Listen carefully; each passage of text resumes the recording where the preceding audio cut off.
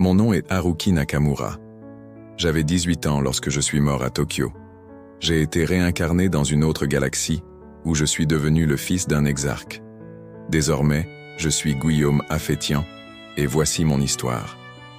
La lumière douce d'une fin d'après-midi, 3 mois avant la Saint-Antonin, filtrait à travers les larges baies vitrées de la salle d'études de la résidence prévôtale à Vataïville. J'étais assis à une table de bois clair, une carte détaillée des plateaux rizicoles de Saint-Saumon étalée devant moi. Mon regard scrutait attentivement les courbes des terres agricoles, à la recherche d'un moyen d'améliorer la santé et la prospérité des habitants de ma planète natale. Depuis plusieurs semaines, une idée mûrissait en moi, née des souvenirs lointains de ma vie japonaise, mêlée aux traditions et savoirs transmis par les anciens de Vataï.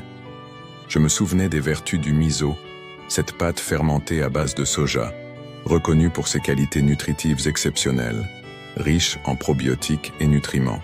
Je savais aussi que la plante, loin d'être seulement une source alimentaire, pouvait enrichir la terre.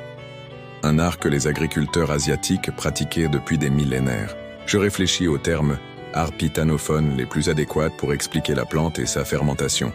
Fremusa pour le miso, japonacha pour le soja, levajo pour le koji. Ces mots, venus d'un autre monde, s'imprimaient dans mon esprit comme une promesse. L'introduction de ces cultures représenterait un double bénéfice: renforcer la fertilité des sols et améliorer la qualité nutritionnelle des habitants, créant ainsi un cercle vertueux durable. La conviction grandit en moi, et je sus que je devais d'abord convaincre Athanase Giuseppe, le prince de Nobourg que j'accompagnais et servais, puis mon père, l'exarque vidomnial de Saint-Saumon. Sans leur soutien, ce projet ne pourrait jamais dépasser le stade de l'idée.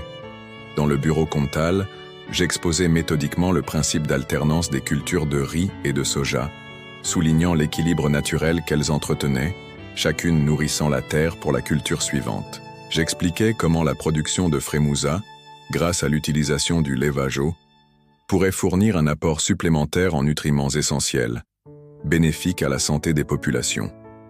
Mon père, homme pragmatique et profondément attaché aux résultats tangibles, écouta avec attention.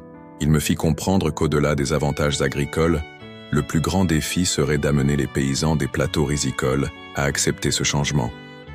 La tradition et l'habitude pouvaient être des résistances plus fortes que la raison.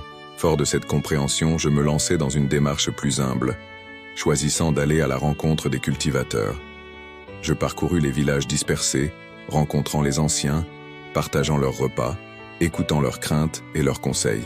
La mise en place d'une nouvelle culture, si bénéfique soit-elle, ne pouvait s'imposer par la seule volonté d'un prévôt, d'un exarque vidomnial ou d'un prince. Les semaines passèrent, et peu à peu, les regards sceptiques laissèrent place à la curiosité. Le nom de Fremusa s'invitait désormais dans les conversations. La promesse d'un sol plus fertile, d'une meilleure santé pour les familles, réveillait une lueur d'espoir. Ce fut là, au cœur des plateaux rizicoles, que je compris que l'ombre du pouvoir ne suffisait plus.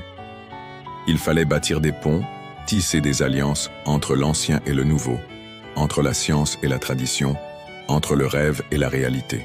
Ce travail patient, mêlé d'écoute et de conviction, ne faisait que commencer. Le chemin serait long, semé d'obstacles, mais ma vision était claire.